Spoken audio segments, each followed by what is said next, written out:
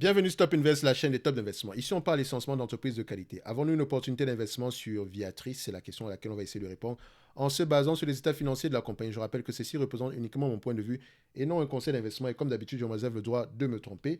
Donc, c'est une demande spéciale ici d'un de nos abonnés Top Premium. Je rappelle que dans la description de cette vidéo aussi, vous avez accès au service, enfin le lien vers le service Top Premium où vous pouvez demander des analyses quantitatives comme celle qu'on va faire ici aujourd'hui. En supplément de ça, vous recevez non seulement ce qui vous avez déjà gratuitement dans la Top Newsletter, d'accord, à savoir les analyses sectorielles, et en supplément, et plus la possibilité de demander des analyses quantitatives en supplément, en plus d'avoir accès aux notes d'analyse qu'on envoie généralement par mois ici, donc concernant deux entreprises qui sont sous-évaluées. D'accord? Je rappelle ici que les notes d'analyse sont basées sur la lecture des rapports financiers et les coûts des conférences call. Donc, c'est au-delà de l'analyse quantitative qu'on fait généralement ici, qu'on appelle virtuellement l'analyse fondamentale. Donc, on peut se dire ici que la note d'analyse, c'est de l'analyse fondamentale ici, mais quelque chose qui peut tenir à peu près sur une page, d'accord, afin que vous puissiez avoir une idée générale de ce qui se passe dans l'entité en date d'aujourd'hui, en supplément des notes de suivi des entreprises qu'on a déjà eu à proposer dans ce service-là. D'accord? Donc, quand le besoin se fait, parce que c'est, voilà, comme je l'ai dit ici, ça demande la lecture des rapports financiers. Ça ne veut pas dire que chaque trimestre, vous l'aurez ici. Donc, au moins 2 fois par an, on fera le suivi.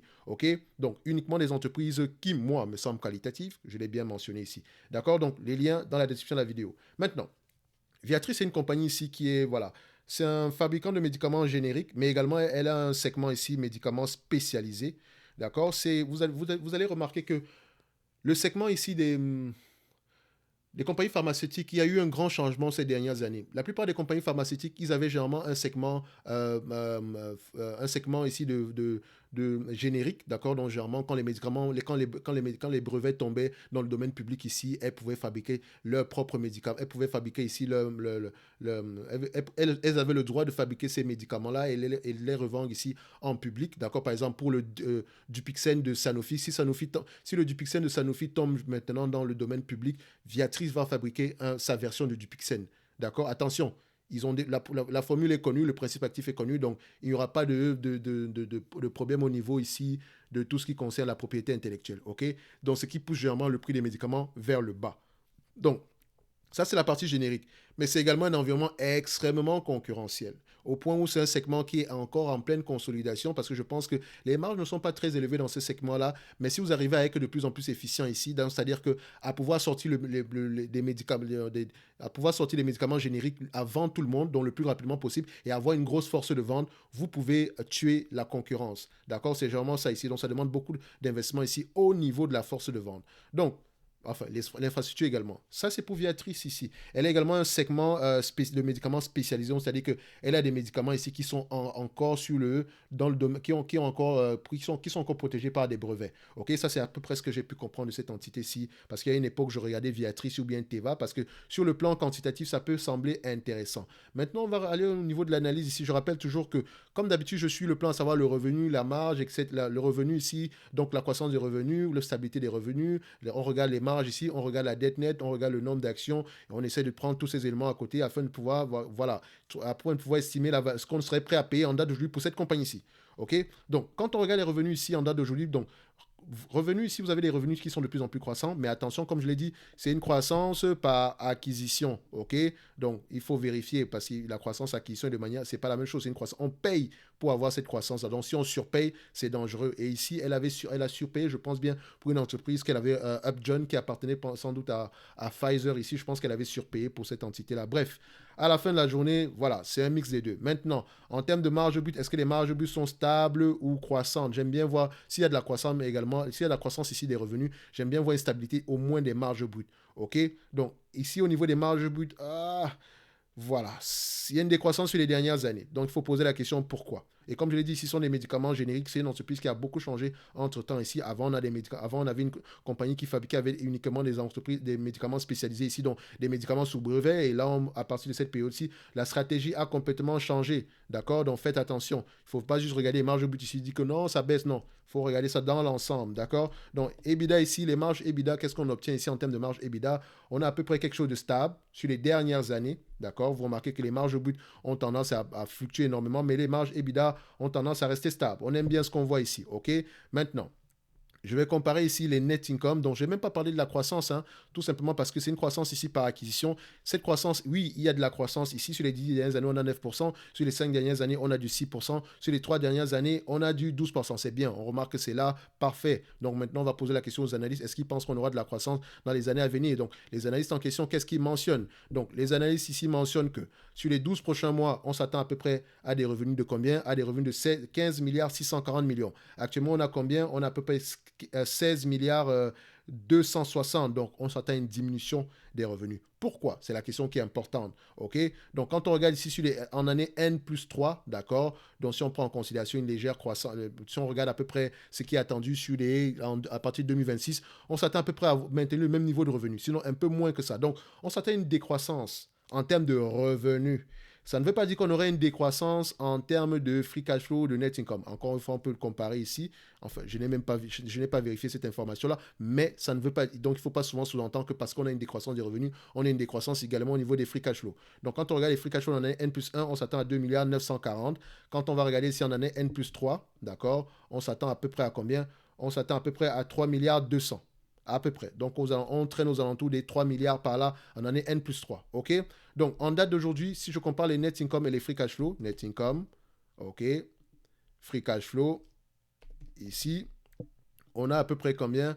Voilà, vous remarquez ici que les free cash flow ont tendance à être plus élevés que les net income. Donc, ça, c'est vrai parce que c'est une entreprise qui déprécie énormément ses actifs ici. Donc, techniquement, ça peut impacter les bénéfices nets. Si on fait à peu près ici net income normalize, vous allez voir qu'on a à peu près normalize net income.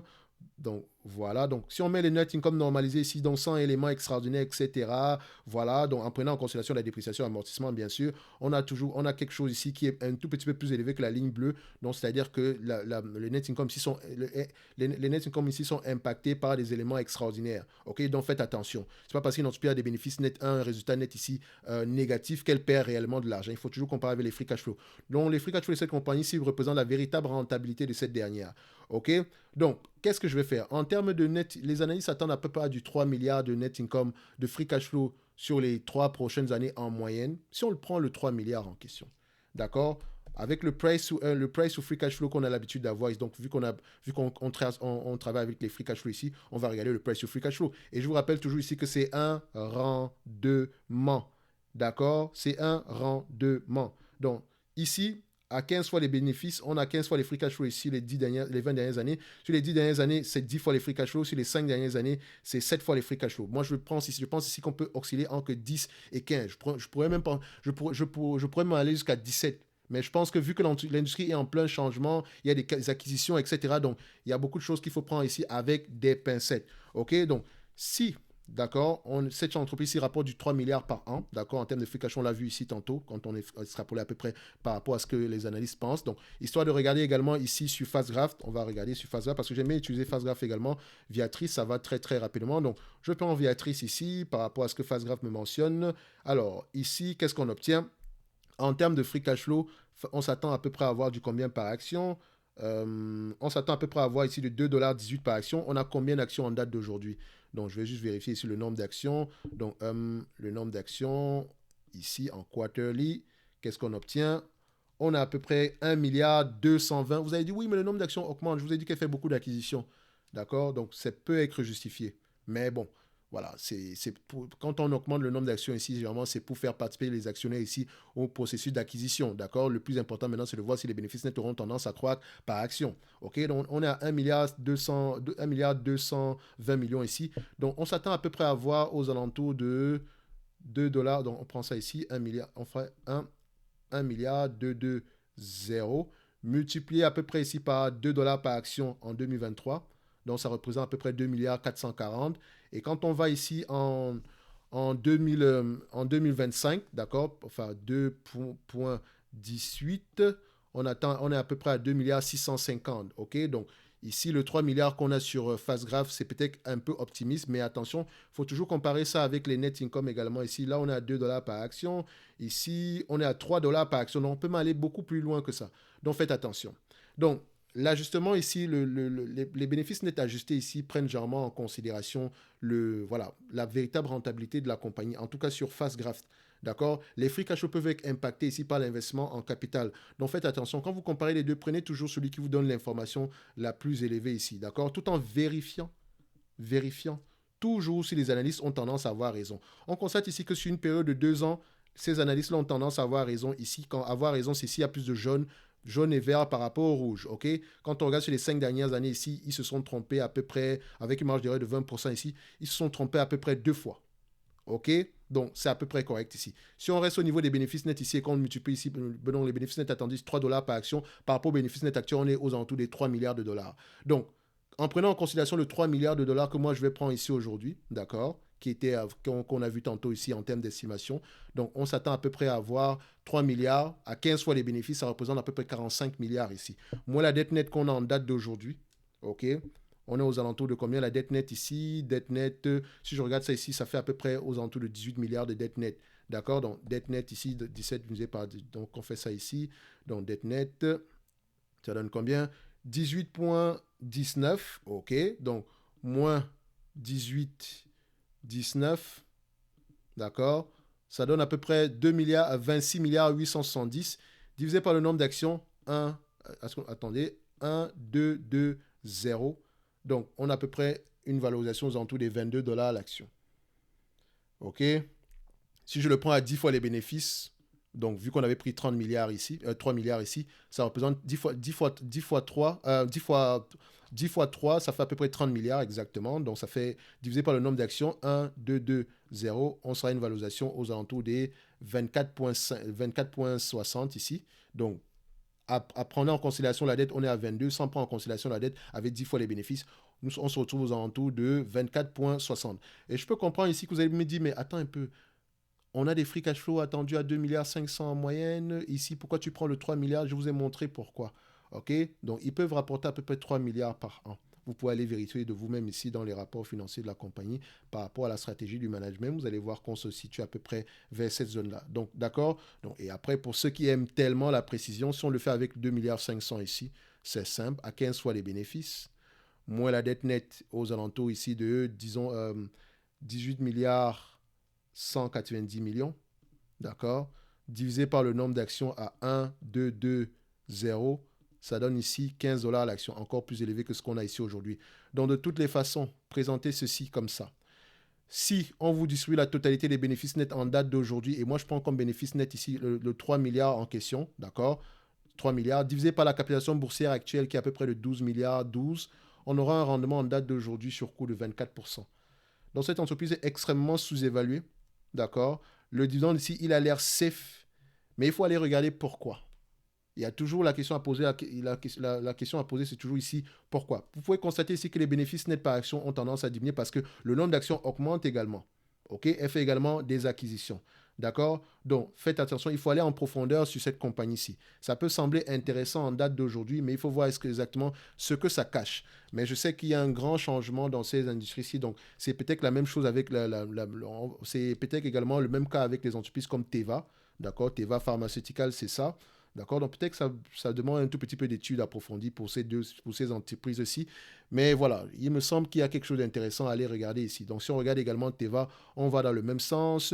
On a le segment ici spécialisé qui est en décroissance, mais le segment générique est en croissance, etc. Et les génériques ici, ne vous inquiétez pas, on lance de nouveaux médicaments chaque année. Il y a énormément de médicaments qui tombent dans le domaine public ici chaque année. Donc il y en aura de plus en plus année après année. Si on évalue juste à 10 fois les bénéfices nets ici attendus par rapport au free cash flow, on sera une valorisation dans tous les 20 euros par là. Mais attention, si on prend en considération les free cash flow ici, ils ont tendance à se tromper à ce niveau-là. Tout simplement parce que les free cash flow sont impactés par les investissements ici. Mais si on prend les net income, d'accord, on s'attend à peu près à des net income ici de combien sur à partir de 2025, on sera à peu près à 2,68 $, d'accord. Donc, on peut se dire ici que c'est une entreprise qui peut s'échanger à 20, 26 fois 26 dollars l'action ici. Donc, si vous distribuez la totalité des bénéfices nets ici par action, vous pourrez avoir un rendement assez élevé. Donc, en fait, ce secteur d'activité, les deux entreprises que j'ai citées tantôt, Viatris et Teva, ça pourrait être intéressant de les regarder en profondeur.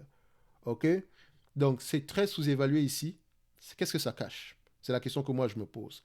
Donc, je dirais ici que, en date d'aujourd'hui, la compagnie qu'on appelle Viatris a une valorisation au moins aux alentours d'une vingtaine de dollars par là.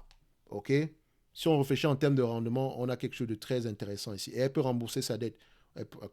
Même si vous prenez, elle a 18 milliards de dettes ici, et je ne pense pas qu'elle paye elle paye un dividende, je pense bien, mais ce dividende également, il est safe, il leur reste également assez d'argent ici pour pouvoir repayer la dette, d'accord? Donc je pense plutôt ici que c'est le changement ici au niveau du segment spécialisé qui prête un peu à confusion parce que le marché se demande, mais si on vend uniquement des génériques ici, c'est un marché où les marges ne sont pas élevées, etc. Est-ce qu'on va pouvoir s'en sortir, ce genre de questions-là?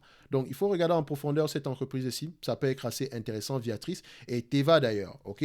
Donc, je vous ai dit que je pourrais aller regarder ça moi-même ici, mais comme je l'ai dit tantôt, voilà, ça me demande un tout petit peu beaucoup de lecture ici. Donc, est-ce que j'ai le temps actuellement? Je vous dirais, mes amis, non. Donc, je vais peut-être le faire, mais pas dans un avenir très, très proche. D'accord? Donc, peut-être d'ici la fin de l'année, oui, mais voilà. Pas avant la fin de l'année ici. Donc, si enfin, après, on ne sait jamais. Donc, ça peut être quelque chose d'intéressant à aller creuser. S'il y a des gens qui ont déjà eu à creuser sur le dossier ici, dites-le nous en commentaire. Si vous avez trouvé des choses à peu près bizarres ici à l'intérieur. Mais en tout cas, sur le plan quantitatif, ça peut être assez intéressant à aller regarder. Dans tous les cas de figure, en termes de croissance ici, en termes de prévision ici, les voyants sont à peu près au vert, mais c'est tellement sous-évalué que je me demande, mais qu'est-ce que le marché voit que nous, on ne voit pas? Et s'il faut essayer d'aller retourner tous les petits cailloux ici, aller regarder à gauche, à droite pour essayer de voir, voilà, est-ce qu'il y a quelque chose qu'on a manqué? Donc, l'analyse quantitative ici, c'est bien, mais il faut maintenant faire une analyse qualitative derrière pour voir à peu près si on est dans une industrie qui pourra avoir de l'avenir. Le générique, moi, je suis sûr que ouais, c'est le cas. Les génériques ici vont avoir tendance à survivre, mais je sais également que ce sont des business où les marges ne sont pas élevées. OK? Ceci n'est que mon point de vue et non un conseil d'investissement. Je me réserve toujours le droit de me tromper ici. Et comme je l'ai dit, le lien vers la Top Newsletter ainsi que le service Top Premium ici les liens sont dans la description de cette vidéo-ci. Et on se dit à bientôt. Merci.